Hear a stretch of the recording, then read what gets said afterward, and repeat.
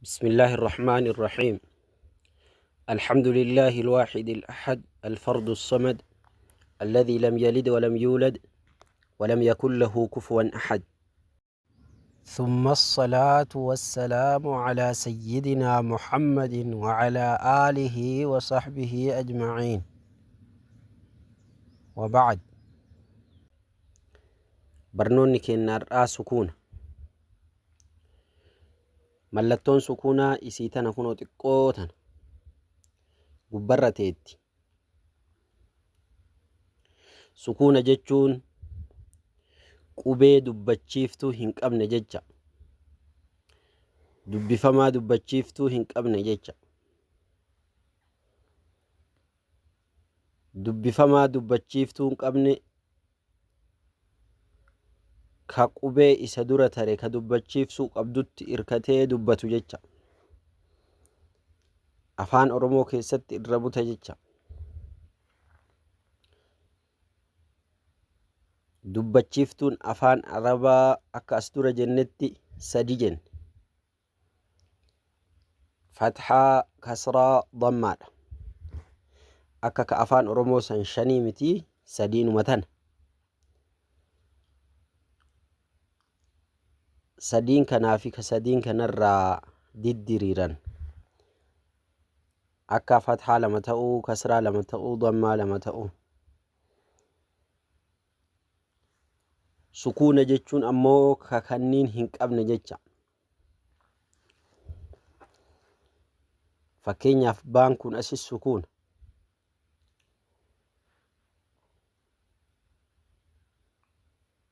Dubbachiiftuu hin qabu jecha. Fathaa, kasraa, dammaa hin qabu jecha.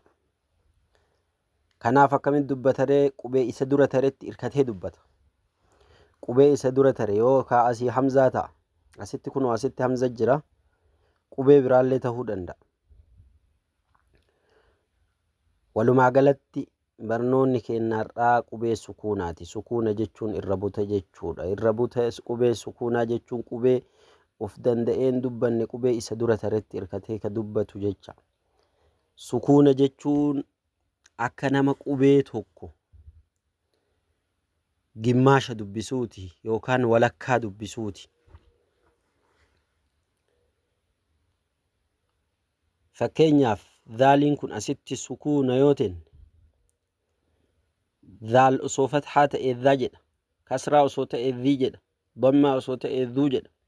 Gaafa sukuunaa hamzaa walitti irkatee qubee isa dura tare malee hin dubbatu adh jedha. Asumaan harfiin sukuunaa uf danda'ee dhaabatuu hin danda'u. Qubee isa dura taru malee, qubee isa dura taretti irkatu malee sukuunaan lafaa ka'uu hin danda'a. Sukuunni wali hidhamiinsa qubee dura dabreetiin malee adda isaatti hin dubbatu. Kanaaf qubee sukuunaa yoo dubbifnu bunnee yookaan irra buta goonee dubbifna. Fakkeenyaaf az jenna, iz jenna, uz jenna, as, is, us. Kana keessatti gaafa qubeen sukuuna ta'u amaloota qubee hedduutu mul'atu eegala. Gaafa qubeen sukuuna ta'u sifa ka jedhaniin amaloota yookaan bifoota qubee hedduutu mul'atu eegala. Bifoota yookaan amala qubee keessaa tokko qalqalaa waan jedhantu jira. Qalqalaa jechuun kun qubee yoo sukuuna ta'e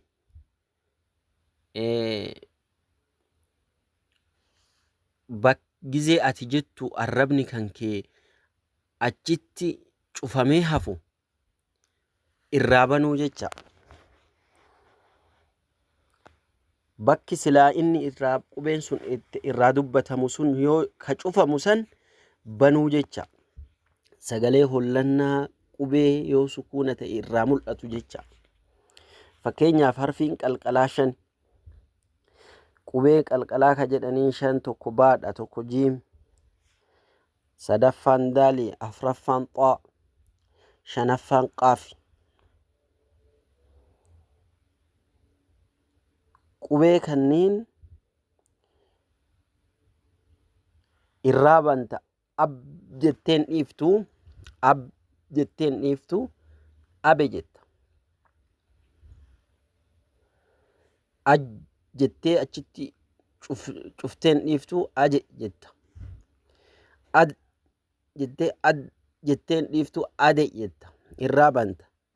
Ad jettee achitti makrajni isaa waan cufamee hafuuf isa san irraa banuuf sifa qalqalaa jedhu qaba qubeen shanan kun. Kana yeroo boodallee itti deebi'uu dandeenya. Kana akka fakkeenyaatti kaafne qubeen tokko wayita sukuuna ta'u amaloota isaa, bifoota isaa yookaan sifaata waan jedhamu san hedduu mul'isuu eegala jecha. Fuulduratti itti dhufna. Yeroo hedduu waan mul'atuuf ka qalqalaa kana kaase akka fakkeenyaatti kaase. Isa qabatuufillee hin dirqamina. Dura sukuuna dubbisuu baranneeti achi booda waa'ee sifaataa fi wantoota guutamuu qabu hedduu itti dhufna. Kanaaf ammallee irra deebi'ee waan dhaamadhu namni viidiyoo isa duraan laalin, ka jalqabaa kan laalin, tartiibaan ka asiin gahin sa'aatii kan keen fixin isa duraatti deebi. Tartiibaan fidii koottu. Yoo akkas hin ta'in sa'aatiin kee bilaasha sirraa dhumata. Qadaa isaa yoo laallu hamzaa fathaa baa sukuun abe qalqalaa waan ta'eef hamzaa fathaa baa sukuun abe, hamzaa kasraa baa sukuun ibe, abe ibe, hamzaa dhammaa baa sukuun ube, abe ibe ube, hamzaa fathaa taa sukuun at, hamzaa kasraa taa sukuun it, at it, hamzaa dhammaa taa sukuun ut, at it ut, hamzaa fathaa thaa sukuun ath, hamzaa kasraa thaa sukuun ith, ath ith, hamzaa dhammaa thaa sukuun uth, ath ith uth. Dura qubee jennee qubee isa dura jiru san jennee eegasii harakaa inni qabu yoo fathaa ta'e fathaa, yoo kasraa ta'e kasraa, yoo dammaa ta'e dammaa jennee eegasii qubee sukuunaa san maqaa dhoofne eegasii maqaa sukuuna jedhu dhoofne walitti eegasii yoo fathaa ta'e fakkeenyaaf akkana aj yookaan ij yookaan uj haaluma saniin jecha. Hamzaa fathaa haa sukuun ah, hamzaa kasraa haa sukuun ih ah ih, hamzaa dhammaa haa sukuun uh ah ih uh. Kanaaf barnoonni keenya har'amaa inni sukuuna. Sukuuna jechuun qubee uf danda'een dubbanne qubee isa dura taretti hirkatee ka dubbatu jecha. Ah jenna haa kana dubbisuuf ah jenneetuma dhiifna jecha. Haalleen jennu, hiilleen jennu, huulleen jennu. Ah ih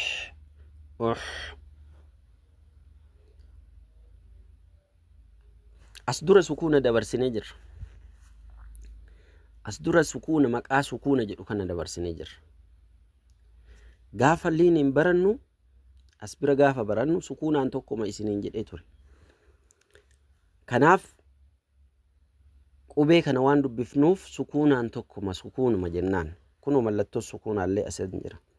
Taw ta'e, dhaw ray, shaw shay. Kun sukuunaan tokkoma ka har'a barannu waan har'a barataa jirru kanaan tokko. Garuu maqaa sukuunaa dhoofnu asitti kunoo. Asitti maqaa sukuunaa dhoofna malee hujiin isaa dubbachuu miti. Alif sukuuna jenna, waaw sukuuna jenna, yaa sukuuna jenna.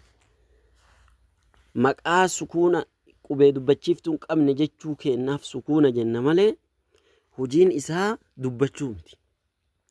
Gimmaasha dubbisuu miti. Akka qubee sukuunaa gimmaasha dubbifna jennee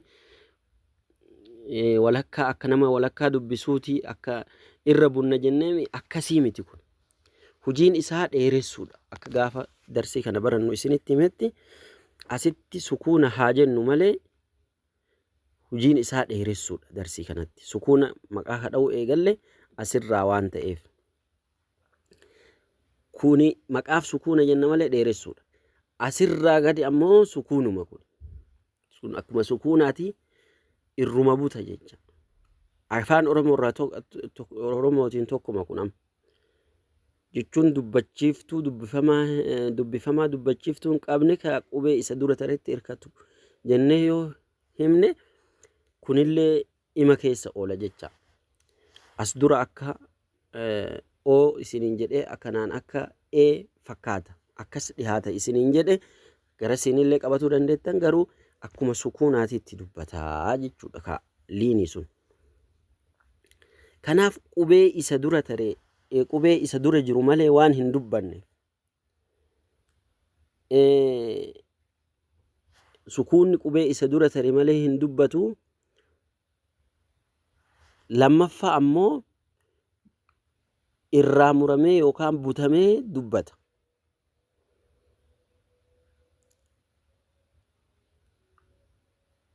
Kanaaf sukuunni qubee tokko akka waan nama walakkaa dubbisuutti dubbisu jecha. Mee dubbifnee haa laallu. Ath, ith, uth, ih, akh, ikh, ukh, adh, idh, udh, id, ur. Raa sukuunaa yoo kasraan dura jiraatti kana hin qal'isan jecha. Akka dura hin furdisan jenne san bakka maratti hin furdatu. Az, iz, uz, as, is, us, ash, ish, ush, as, is, us, ad, id, ud, aw,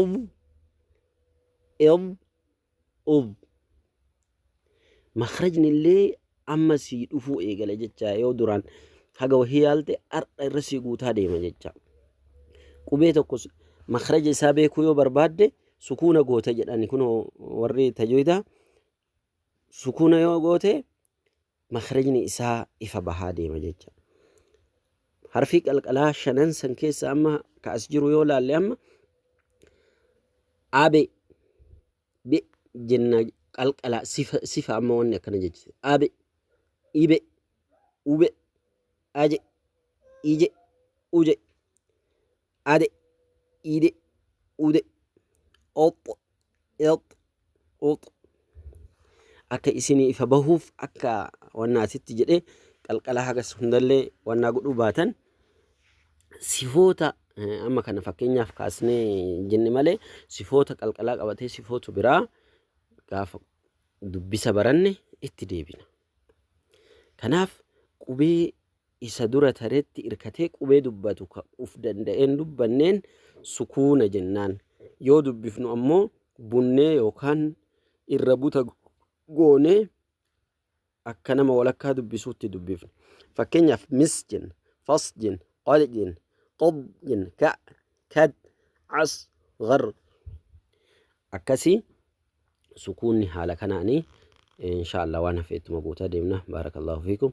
Jabaadhaa viidiyoo isa duraa laalaa tartiibaan fidaa koottaa homaa wanni itti dadhabduuf hin jiru. Sukuuna sirriitti beekuu qabda. Afaan Oromoo keessatti barnoota yoo jenne amma barnoota yoo jenne raan sun sukuuna jecha akka dubbachiiftu waan hin qabneef akkasi. Ad-darsu al-ashir yoo jennu raan asis sukuuna dar jenna jecha. Akkuma bar jenne san barnoota gizee jennu barnoota gizee jennu san raan asitti dars gizee jennullee raan sukuuna jecha. Harfi sukuuna waan sukuuna jedhamu kana sirriitti qabatuu qabda.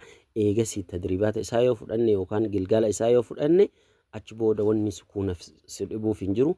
Kana booda ammoo waan muraasatu hafa. Baarakallahu fiikum. Jabaadhaa namoota barumsarra hin jirre barumsa akka baratu godha. Baarakallahu fiikum. Assalaamu alaikum wa rahmatullahi wa barakaatuh.